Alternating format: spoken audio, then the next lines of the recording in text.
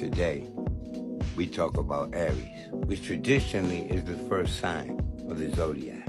In my opinion, and what do I know? Aries are here to learn all kinds of lessons regarding self-awareness, selfishness, selflessness, sacrifice. And by virtue of Libra in the seventh place, how they deal with others is strongly based on a principle or principality of equality with them, or whatever their subjective view of equality is. This lesson of selfhood is akin to the infancy. When you get here, you see everyone around you and you realize yourself in the center at some point in your psychological development. And this is where the Aries soul is.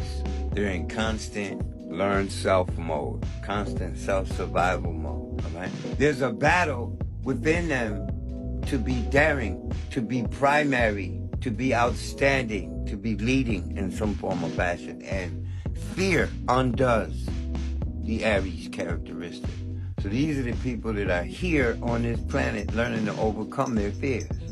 So naturally, they're going to constantly be confronted with situations that people would deem fearful. And Aries, having Pisces in the 12th, is not afraid of what they don't know. The aspect of not being afraid of what you don't know is primarily the basis of courage in the first place. It's not allowing what you don't know to interfere with your actions.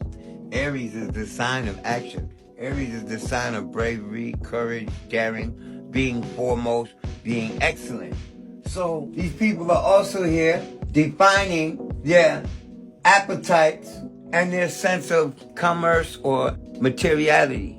Most of the Aries people I've encountered, sun or ascendant, makes no difference here when you're reading Aries itself, right? They will talk your head off if they're comfortable with you. They'll talk with you because, contrary to popular opinion, Gemini is not the sign of intelligence. Aries is intelligence. Gemini is intellectuality. And there is a definite difference between the two. Yet, the Aries template puts the third sign in the third place. So these people are going to be very communicable, very social in their personal expression. They're also very tight with siblings, cousins, or any close-knit family or day-to-day contacts, okay? And this is because of the sextile aspect of Leo in the fifth. I didn't mean to just skip over Cancer, we'll get to that. But Leo in the fifth talks about loyalty. These people are the lovers and admirers of loyalty. Leo is also the sign of talent, and the fifth place is the place of talent, and the fifth place is the place of admiration. So they admire true talent. They admire true commanding ability. They acknowledge composure, all right? When it comes to family, they can be quite family-oriented. That's if and when they establish one. And that's when the true battle, that square aspect here, begins with their sense of sacrifice and their sense of selfishness, okay? And selfishness is not a bad thing here, okay? We drink, we eat, we breathe. I'm not concerned with your breathing primarily, right? I'm concerned with my own. So the selfishness has appropriateness and inappropriateness. And these people are here really learning the lesson of appropriate selfishness and selflessness. It's like when I'm in charge of a whole brigade. I'm in charge of every life in that entire brigade. But when a sniper starts shooting, I'm ducking. I'm not waiting and making sure everybody in the brigade is ducked before I duck, right? That's called appropriate selfishness. Aries are here learning that. A favor for a favor, service for a service. Because these people harp on equality very hard, and equity and equitable interactions, as well as mutuality and reciprocity. Because of that, when these people are working, they expect others to exude the same energy, to exude the same enthusiasm as them. They don't realize until they start studying this craft that Aries is the sign of enthusiasm. So these people are in constant pursuit of their pleasures and their enthusiasm. They have to be very careful because Aries is also the sign of war. It's the sign of danger, peril of every sort.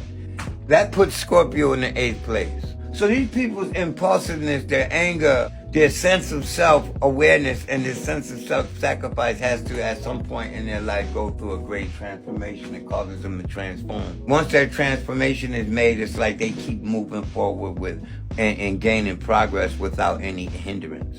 Sagittarius on the 9th makes them almost as adventurous as a Sagittarius, I would say. Okay, but let them tell it. They're equally as adventurous. These people love a thrill. They love excitement. They love winning. And they love being first. And the recognition that comes with it. They're here learning how to stabilize their characteristic and their personal expression across the board.